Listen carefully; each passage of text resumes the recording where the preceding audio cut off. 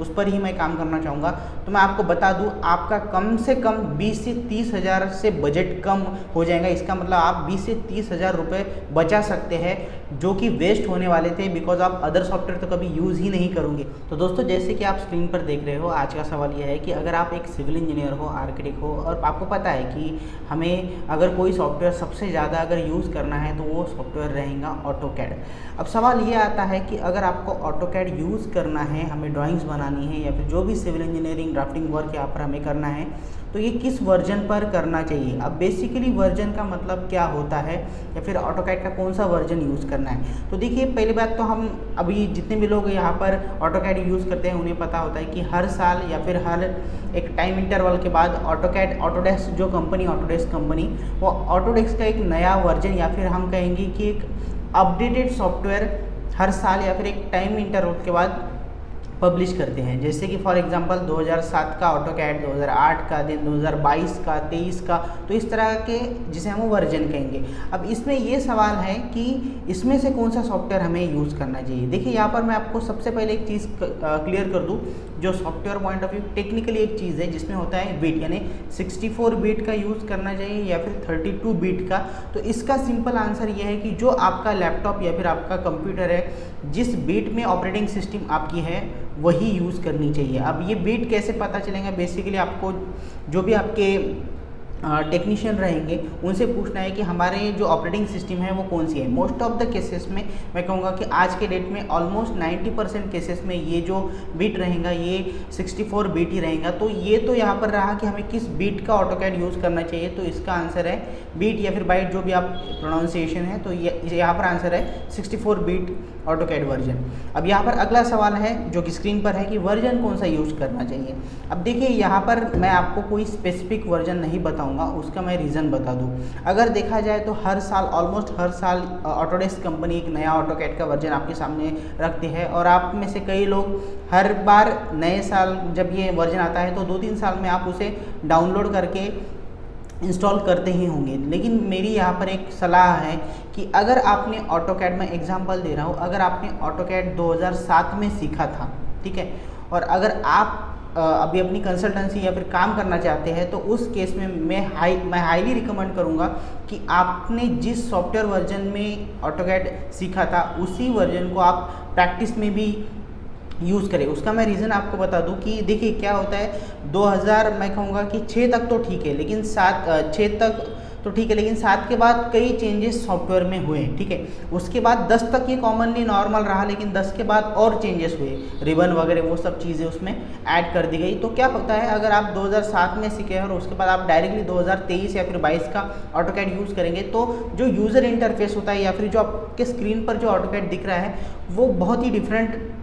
User interface होगा as compare to जिसमें आपने ऑलरेडी सीखा था, ठीक है। तो ठीक है, इसमें आप 1-2 महीने अगर प्रैक्टिस करेंगे तो नए सॉफ्टवेयर के साथ भी आप यूज टू हो जाएंगे। लेकिन जब हम वर्किंग करते हैं तो हमारी जो प्रायोरिटी होती है वो ये होती है कि जो ड्राइंग हमारे सामने है या फिर जो काम हमें दिया है वो पूरा किया जाए। तो इसके लिए आपका ऑटोकैड 2007 भी सफिशेंट है, और अगर आप 22 में काम करना चाहते हैं तो वो तो 101% सफिशेंट है। तो मेरी यहाँ पर सलाह ये रहेगी कि अगर आप खुद का ऑफिस है, अगर आप खुद काम कर रहे हो, यहाँ पर आप पर कोई हायर अथॉरिटी नहीं है या फिर कोई बॉस नहीं है और कोई आप पर रिस्ट्रिक्शन नहीं है कि आपको यही सॉफ्टवेयर यूज़ करना है, तो उस केस में जिस सॉफ्टवेयर वर्जन में आपने ऑटोकैड सीखा था, कोचिंग ली थी या फिर ट्रेनिंग ली थी, उसी को आपको डाउनलोड करना है और उसी में ही आपको काम करना है। ये मेरी सलाह रहेगी। अब इसमें अगला पॉइंट ये है जो कि मैंने बातें करते हुए अभी आपको बताया कि मान लीजिए कि अगर आप किसी कंपनी में काम करते हो, तो क्या होता है ना, हर कंपनी में जब एक वर्किंग एनवायरनमेंट बनाया जाता है या फिर हम कहेंगे कि वर्किंग सिस्टम बनाए जाते हैं, तो उस केस में एक ही वर्जन, वो सभी जो आपके एम्प्लॉय होंगे उन सभी को एक ही वर्जन दिया जाता है। फॉर एग्जांपल ऑटोकैड 2010 यानी 2010 का ही वर्जन सभी के लैपटॉप में मिलेगा। तो यहाँ पर ये बताने की ज़रूरत नहीं है, जो कंपनी आपको रिकमेंड कर रही है उसी वर्जन में आपको काम करना पड़ेगा। अब यहाँ पर एक दिक्कत आती है, मान लीजिए कि आपने 2007 में ऑटोकैड सीखा था और आप 7 पर काम कर रहे हैं, तो उस केस में जब भी कोई आपको कोई फाइल अगर भेजता है और वो व्यक्ति अगर 20-22 में अगर काम कर रहा है वर्जन में, तो वो जो फाइल है वो आपकी इसमें ओपन नहीं होंगी, ठीक है, बिकॉज वो एक लेटेस्ट सॉफ्टवेयर में है। और हो सकता है कि आपकी जो फाइल है वो मोस्ट ऑफ द केसेस में ओपन हो जाएंगी, लेकिन जिसे हम कहते हैं कॉम्पेटेबिलिटी इशू जो है वो यहाँ पर आ सकता है। तो ये सोल्यूशन आपको कैसे निकालना है? अब देखिए, अगर आप खुद का ही ऑफिस है तो उस केस में ये दिक्कत आ सकती है, लेकिन अगर आप किसी कंपनी में काम कर रहे हो तो ये इशू नहीं आएगा। जैसे कि मैंने बताया कि अगर कंपनी आपकी 2010 पर काम कर रही है तो सभी के पास वही लैपटॉप रहेंगे या फिर सिस्टम रहेंगी वर्जन, तो उसमें आपको कोई दिक्कत नहीं आएगी। लेकिन अगर मैं मेरी बात करूँ, जैसे कि मैं 2007 में सीखा था और मैं 2007 ऑटोकैड वर्जन में ही काम करता हूँ। मैं कंप्लीटली जो वर्क है मेरा ऑलमोस्ट 99% 2007 में ही काम हो जाता है, मुझे कोई भी यहाँ पर इशू नहीं आता। लेकिन एक जो इशू है, जैसे कि हमने डिस्कस किया कि अगर किसी को फाइल शेयर करनी है या फिर किसी से फाइल अगर रिसीव करनी है तो ये जो वर्जन है ये हम सेम नहीं रख सकते। तो इसका क्या यहाँ पर सोल्यूशन है? इसका सिंपल एक सोल्यूशन है कि आप काम कीजिए 2007 में, अगर आपका सॉफ्टवेयर पुराना है, ठीक है, तो उसमें आप काम कीजिए। लेकिन जब भी आपके पास कोई नई फाइल आती है तो उस केस में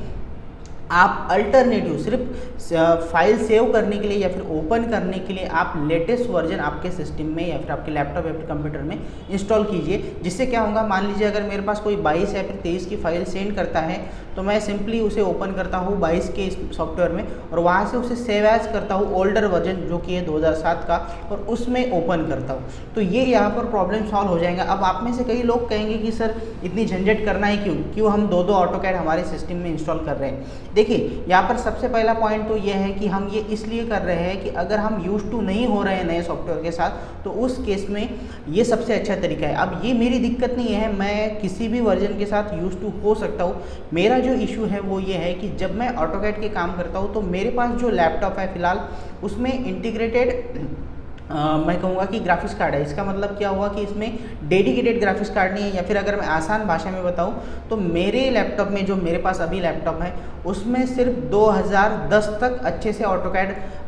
काम कर सकता है। इंस्टॉल तो मैं यहाँ पर 22-23 भी कर सकता हूँ, लेकिन उसे फिर शुरू होने में टाइम लगेगा, उसमें काम करने में टाइम लगेगा। सो बेसिकली मुझे यहाँ पर दिक्कत जा रही है नए सॉफ्टवेयर चलाने में, जो कि आपके साथ भी होंगी 5 साल बाद, 2-3 साल बाद। तो उस केस में आपको जो सॉफ्टवेयर आपके लैपटॉप के साथ ईजिली वर्क करता है तो उस केस में हमें वही सॉफ्टवेयर यूज़ करना चाहिए। बिकॉज जब हम वर्क करते हैं, जब हम काम करते हैं, कोई ड्राइंग अगर हम वर्क कर रहे हैं उस पर, अगर ये सॉफ्टवेयर हमें साथ ना दे तो हमारा बेसिकली जो वर्किंग माइंड है या फिर जो सेटअप होता है, मूड होता है, वो ख़राब हो जाएगा, जिसका इफेक्ट आपके काम पर भी दिखता है। तो ये ना हो, इसलिए जो मेरे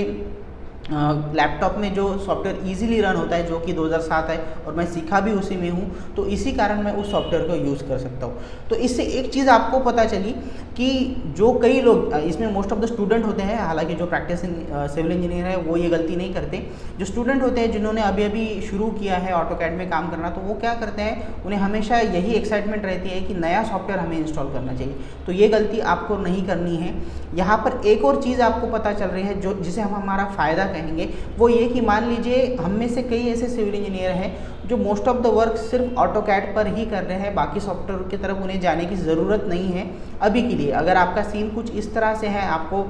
जो हाई ग्राफिक्स डिमांडिंग जो सॉफ्टवेयर है, जैसे कि मैं कहूँगा Photoshop, then Revit, then 3ds max,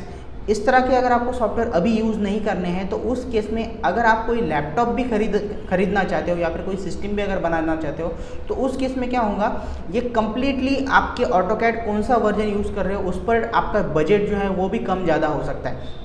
जैसे कि डिस्क्रिप्शन में मैंने 3 लैपटॉप दिए हैं, जिसमें से जो बेसिक लैपटॉप है उसमें हम सिर्फ ऑटोकैड में ही काम कर सकते हैं और कौन सा वर्जन वहाँ पर यूज़ होगा वो भी मैंने वहाँ पर डिस्क्रिप्शन में दिया है। देन है मीडियम लैपटॉप, जिसमें हम ऑटोकैड के जो हायर वर्जन है वो भी यूज़ कर सकते हैं, साथ ही साथ एक बेसिक लेवल पर रेविट, 3D मैक्स जैसे जो ग्राफिक्स वाले जो सॉफ्टवेयर है वो भी यूज़ कर सकते हैं। और जो हाईएस्ट रैंकिंग पर मैंने रखा है वो कुछ ऐसा लैपटॉप है कि जिसमें आप कोई भी ऑटोकैड का वर्जन यूज़ कर सकते हैं, साथ ही साथ ग्राफिक्स के जो सॉफ्टवेयर है 3ds मैक्स, रेविट, ये सभी सॉफ्टवेयर भी यूज़ कर सकते हैं। लेकिन जैसे जैसे ये रैंकिंग बढ़ेगी तो बजट भी बढ़ेगा। इसीलिए अगर आपका बजट कम है, आपने अभी अभी ऑफिस शुरू किया है और आपको पता है कि मेरा मोस्ट ऑफ द जो वर्क है वो सिर्फ ऑटोकैड पर ही होने वाला है और मेरा ऑटोकैड का जो वर्जन है वो पुराना है, उस पर ही मैं काम करना चाहूँगा, तो मैं आपको बता दूँ आपका कम से कम 20 से 30 हज़ार से बजट कम हो जाएगा। इसका मतलब आप 20 से 30 हज़ार रुपये बचा सकते हैं, जो कि वेस्ट होने वाले थे, बिकॉज आप अदर सॉफ्टवेयर तो कभी यूज़ ही नहीं करोगे। तो इस तरह की अगर आपकी कंडीशन है तो उस केस में आपका जो एक्सपेंस है, मैं इसे बजट नहीं कहूँगा,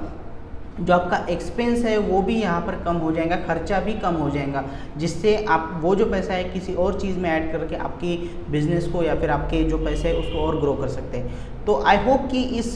बेसिक टॉपिक से आपको ये समझ में आ चुका है कि हमें हमेशा नए सॉफ्टवेयर की ज़रूरत नहीं होती, हमें उस सॉफ्टवेयर की ज़रूरत है जो हमारा काम करे।